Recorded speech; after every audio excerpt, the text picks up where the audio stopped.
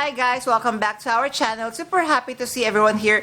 Guys, I have big news for everyone. I would be sharing to you the leaked photos of the Drop 3 Louis Vuitton x Murakami the Cherries collection. So as you know, I have done a part 2. I'm sure everyone has seen that. And for today, we have another set of leaked photos of the Cherries collection. So we have so many photos to browse and go through. Unfortunately, guys, I do not have the prices. But rest assured, I'll be extra vigilant once all this new information are available to me. I will be sharing them to you. So make sure you are subscribed to our channel. So guys, I'm inviting you all to watch until the end of our episode. And happy shopping! Hi guys, Ron here, Suking Budgetarian Fashionista. I publish vlog every Wednesdays and Saturdays about fashion. I do luxury shopping vlogs, hauls, and unboxings. I also do bag reviews and provide styling tips. I'm inviting you all to please join our ever-growing fam. There's a cute little icon here. So please click on this one so you can easily subscribe and be a member of our growing luxury addicted family. Please help me reach 5,000 to 6,000 subbies this year. Every subscription would be greatly appreciated. Thank you so much. Also, kindly like, share, comment on this video, and follow me on my new Instagram account. That's at Ramira52 for daily updates and styling tips coming from me. Hi guys, thank you for watching today's episode. Just a quick shout out for today's sponsors. Guys, you can now custom order your Zumoni bag organizers, bag accessories such as pouches, dust bags, and many more. And best part is you can now get 20% discount using my discount or coupon code Ramiro5. What I love having a Zumoni bag organizer is I customize to the way I like it. I chose a base material, color, I added interior pocket, zipper, D-ring, and I added a base shaper to keep the structure of my luxury bags. Head on over now guys to Zumoni.com and order and customize your very own bag accessories. Thank you to Zumoni.com for sponsoring this part of this video, and now back to our vlog. Thank you guys! Alright guys, I will be staying here so I could put photos on this side. So we have 3 categories that we are going to discuss. So I have SKUs here, apologies a while ago. So first we are going to discuss first the Cherries / denim collection. So the very first one, we have the Kuzan size PM.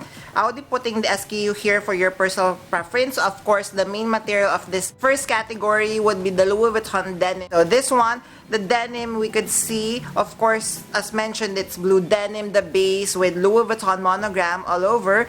Then it would be printed with the Murakami cherries. So this Kuzan PM would come with 2 straps. We have the adjustable untreated leather vachetta shoulder strap, and we have a chain strap as well. So the size of this one is PM. I believe this is a good size for every day. Then we have the Venice backpack. So main material is the blue denim Louis Vuitton monogram. It would come with untreated leather vachetta trims. So this one, I'm not really sure how I'm feeling with the contrast of the blue denim with the Cherries collection. So this Venice backpack would come with, of course, as mentioned, untreated leather vachetta trims. It would come with the koala nose for closure. Very throwback to the 90s, the original Murakami pieces. And then, of course, for small leather goods, we have the pochette accessories. So pochette accessories, so if you're just looking for, just a taste of the collection, this could be a good choice. But then again, just like with the Drop 1, the pochette accessories in monogram canvas is a little bit expensive compared to the original version. So this one, main body of the pochette accessories would be the blue denim. Then on top of it would be printed the Murakami cherries. This one would come with the untreated leather vachetta strap. And we are noticing, guys, the return of the gold stud. So on the top of the vachetta strips, on the top part of the pochette accessories, we have the studs. It would come with 2 straps. Of course, the shoulder strap that is not detachable. Then we have a chain strap over here. Next, we have a zippy wallet. So this is a full-size zippy wallet. I like this one. So this one, it's very cute. I love the combination. I love that it doesn't have the cherries all over. So the cherries is just on one side. So that is okay. And then, of course, we have the pochette clés. So I think the pochette clés would always be a hot item for any collection. So this one, blue denim. It would come with the classic clés design. So it have the lobster clasp, and of course the cherries on the one side of the denim collection. For the second category, it's everyone's favorite, including myself. It would be the classic Louis Vuitton monogram canvas. So I'm going to discuss the bags, and then of course we are going to discuss the small leather goods. So for the bags, we have here the side trunk size MM. So for this one, it is the classic side trunk in the size MM. So it is a little bit slouchy. The main base of this bag would be the classic monogram canvas in brown. It would come with untreated leather vachetta trim. So this one, so the photo is just a little bit blurry, but we could see that the entirety of the monogram comes with the Louis Vuitton Murakami Cherry design. Next, on the monogram canvas, we have the on-the-go size GM crystal. So this one, I'm not really sure why on the title of the bag it has crystal, so I am guessing, guys, that crystal would be studded on the entirety of on the go. Then again, don't quote me on that one. So once I have more photos on this one, I would be sharing and creating a separate vlog. So on the go GM, it's on the bigger side of the bag, and I believe this one comes with a untreated leather vachetta strap, so you could wear this one as a shoulder bag. So next on the collection, we have of course the Neverfull size MM. So this is the counterpart of the on the go. So if you are not a fan of the on the go, then kindly check out the Neverfull size MM. So this one, classic monogram canvas with untreated leather vachetta trim. So everything is the classic design of the Neverfull in the size MM. And of course, it would come with a detachable monogram pouch. And both of these bags, the Neverfull and the pouch, definitely would be printed with the Louis Vuitton Murakami Cherries. Then, of course, we have my favorite, the Speedy Bandolier size 20. So this one, I actually love this one, this combination. So we have classic monogram canvas as main body of the Speedy 20. And of course, it would come with the untreated leather vachetta trim. So the untreated, as you know, if you are a seasoned subscriber, I am not a huge fan. So it would come, of course, with detachable and adjustable leather crossbody strap. And of course, it would come with a bag tag. And the bag tag, just like with the drop one, or not the bag tag, the key clochette. The key clochette would come with the ribbon detail as well. Then next, guys, next on the monogram pieces. So this one, we have the Speedy 30 Soft. Unfortunately, I could not verify or clearly mention what is the main base of this bag, but of course, since this is located on one category as monogram canvas, so I'm guessing it is still monogram canvas, but it is in white. So I'm not really sure if it's a demi azure or maybe just a new print of the monogram canvas. So but definitely the base is white, and of course it would be printed with the Louis Vuitton Murakami Cherries. Guys, does this print remind you of the Coach's Cherries collection? So I'm going to put some photos here for preference, but this one kind of reminds me of that one. Then the next one, we have the Pochette Métis East-West bag. SKU, I'll be putting here as well. So this one, it would be the white monogram canvas as the base, and we have the cherry print of this one. So with the last vlog that I've discussed, I noticed that on some of the trunks versus the smaller trunks, the size of the cherries varies. So like for example, there would be like the regular cherry size, and then there would be a little bit cherry size. So for the Pochette Métis East-West, maybe it's just the size of the bag, but I am feeling that the cherries are a little bit bigger compared to the other design. So what do you think, guys? Kindly comment down below. And of course, everyone's favorite would be ALMA BB. I think this one would be a hit because of course, many girlies definitely love their demi azure canvas pieces from Louis Vuitton. The white combination and of course the stark white vachetta leather is so pristine that everyone wants to have a piece of that one. So this one, I'm guessing, would be hot. So what do you think of this ALMA BB? So white monogram canvas. Of course, we are going to have the red cherry print on the entirety of the bag. It would come with key clochette with the ribbon detail. And of course, we have the untreated leather vachetta. So the leather vachetta on the ALMA BB for me is such maybe a wrong decision because of course, with the base, guys, and that huge amount of vachetta, you are definitely going to get water stains on that one. Right, next on the monogram canvas, so they're including this one on small leather goods, but of course we could use them as a handbag. First, we have the mini bum bag. So this one, so classic monogram canvas, and you're going to see that the cherries is very minimal. It's just on the one side of the bag. So it would come with untreated leather vachetta trim. So the belt strap made of course with untreated leather vachetta trim, and of course you would have a gold chain strap as well.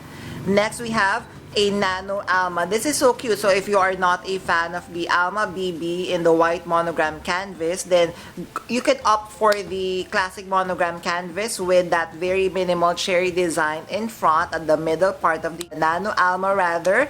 So this one definitely is very cute, and it comes with detachable and adjustable vachetta leather strap. Of course, it would come with untreated vachetta trims as well, including the base of the Alma BB. You just need to be very, very careful of the vachetta, guys, if you're going to purchase that one. Not a new design. This is the Pochette Ivy. So I have seen this bag in the classic monogram canvas. So now they are reissuing it in the white monogram canvas. So guys, this Ivy Pochette is a wallet on chain size, so definitely you just need to be mindful of the things you're going to carry for this one. Maybe perfect for evening events, parties, but for whole day kind of be a little bit difficult. So we're going to see base is white monogram canvas with red cherries print. It would come with 2 straps, leather strap and a chain strap. Next, we have the PM Cube. So this one is very, very cute. So I'm guessing that you could use this one as a bag charm. So main base of the material is the classic monogram canvas, and it will come with that very cute and very minimal Murakami cherries at the side of the bag. More SLGs, we have zippy wallet. So zippy wallet, so this is a long zippy wallet in white monogram canvas with that very minimal cherry design. So just look at this one, guys. The cherry on the zippy wallet is a little bit bigger. What do you think? Also in the PF Lisa. So this one, we have SKU here. Main material is classic monogram canvas with that very minimal cherry design. And of course, guys, I am guessing as well that the cherry design would be smiling just like with the original Murakami design 20 years ago. Then we have the passport cover. So this one, so as you can see, comparing it, so the passport cover classic monogram canvas, and it would come with just the classic cherry design print compared to the other SLGs wherein you are going to see just 1 or 2 on the SLG. Alright, last but not the least and third category, we have the leather goods. So this would be specifically for the Capucines. So for the Capucines, first we have the Capucines MM over here. So this one, it would be very minimal when it comes to the Murakami design, because I'm noticing here that the main body, of course, would be just the Noir Tyrolean leather. It would come with detachable and adjustable leather strap, and then the Murakami part here would be the gold chain strap, and the gold chain strap, it would come with the dangling cherry. So I'm not really sure, guys, if it is really dangling with the chain, but how cool would that be? But I'm guessing, for example, the base of the bag would not have cherries. If you're going to pull in or check the interior, that is where we are going to see the Murakami detail on the interior. Same with this Capucines BB. So this Capucines BB, the photo that I have is really blurry, and I could not really see any cherry design of this one. So I'm guessing if we're going to check the lining or interior, that's where we are going to see maybe it would be lined with monogram canvas with the cherry print. And this one, the Capucines Mini, so this one is really beautiful. So white Tyrolean leather, as we could see here. So size is mini, definitely really, really cute. And it would come with cherry print. So it would come with detachable shoulder strap as well. It would come with gold hardware.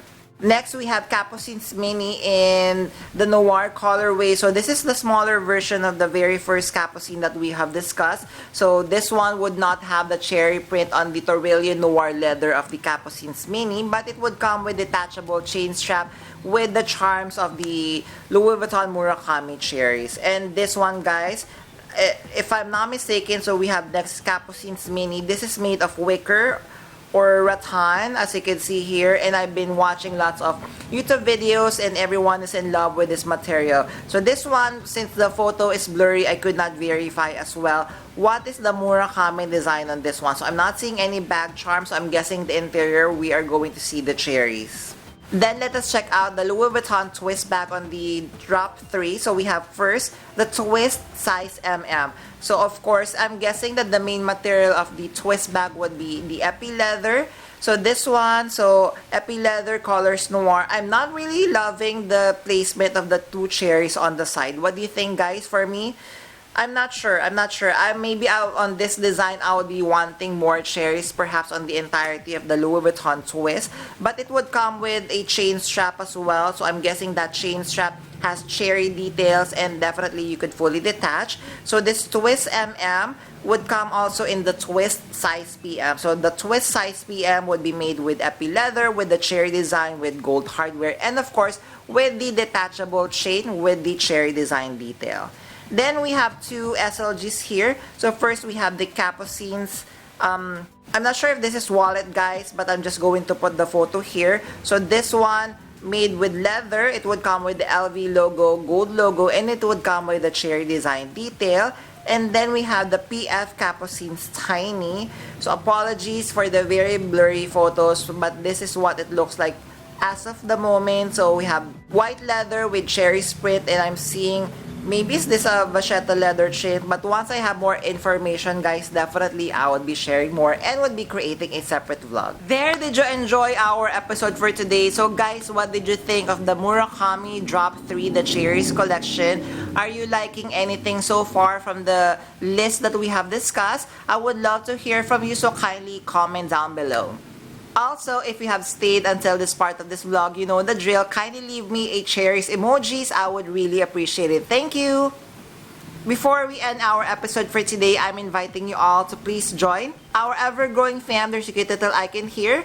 So please click on this one so you can easily subscribe and be a member of our growing luxury addicted family. Please help me reach 5,000 to 6,000 subbies this year. Also, kindly like, share, comment on this video, and follow me on my new Instagram account, that's at Ramiro52, for daily updates and silent tips coming from me. A million thank you for staying with me in today's episode. I'm going to leave a couple of videos here for you to check out. Please stay safe. I'm going to see each and every one of you soon. Bye!